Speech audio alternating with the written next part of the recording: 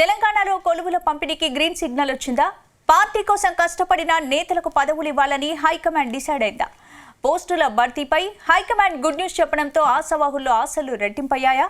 మరి ఈసారి పదవులు దక్కే నేతలెవరు?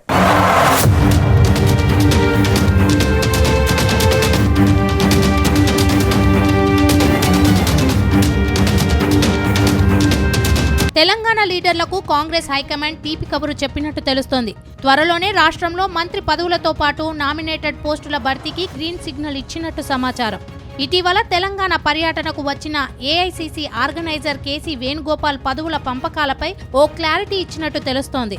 కొద్ది రోజులుగా మంత్రి పదవులు, నామినేటెడ్ పోస్టులు ఎప్పుడు భర్తీ చేస్తారా అని అధికార పార్టీకి చెందిన చాలా మంది లీడర్లు ఎదురుచూస్తున్నారు.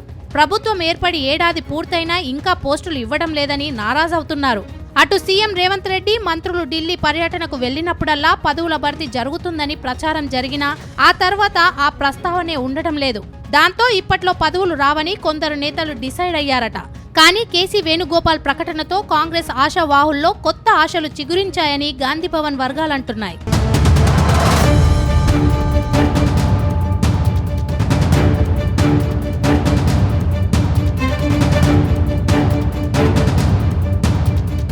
వారం రోజుల క్రితం రాష్ట్రానికి వచ్చారు కేసీ వేణుగోపాల్.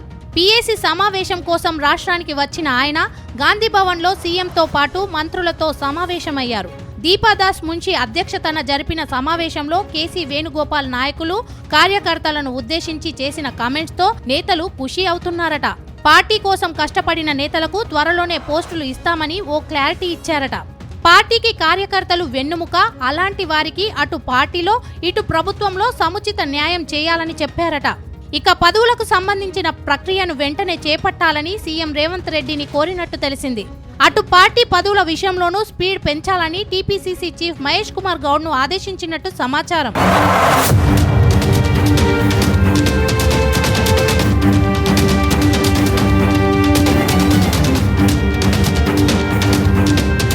ఇక రాష్ట్రంలో కాంగ్రెస్ ప్రభుత్వం ఏర్పాటు అయ్యాక 37 మంది నేతలకు కార్పొరేషన్ చైర్మన్ పోస్టులను కట్టబెట్టింది.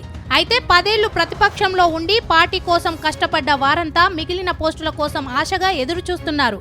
అయితే పీఏసీ సమావేశంలో కేసీ వేణుగోపాల్ త్వరలో పోస్టులను భర్తీ చేయాలని చెప్పడంతో ఆశావాహుల్లో ఎవరికి ఏ పదవి వరిస్తుందో అంటూ క్యూరియాసిటీ పెరిగిపోయిందట. అలాగే నూతన పీఏసీకి పేర్లు ప్రతిపాదన చేయాలని కేసీ వేణుగోపాల్ చెప్పడంతో సీనియర్ సభ్యుల పేర్లను సైతం ఫైనల్ చేసి ఢిల్లీ పెద్దలకు పంపనున్నారట. అయితే హైకమాండ్ ఆదేశాలతో ఇప్పటి వరకు భర్తీ చేయని యాదగిరిగుట్ట దేవస్థానం పాలక మండలి చైర్మన్, కార్పొరేషన్ డైరెక్టర్లు, జిల్లా డీసీసీలు, ఇందిరమ్మ కమిటీల కోసం త్వరలోనే కసరత్తు మొదలు పెట్టబోతున్నారని సమాచారం.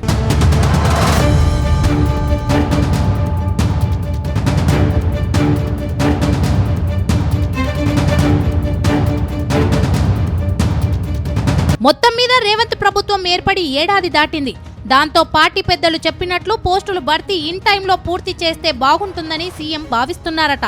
అయితే పదవుల భర్తీతో త్వరలో జరగబోయే ఎమ్మెల్సీ ఎన్నికలు, లోకల్ బాడీ ఎన్నికల్లో మరింత లాభం జరుగుతుందని లెక్కలు వేసుకుంటున్నారట.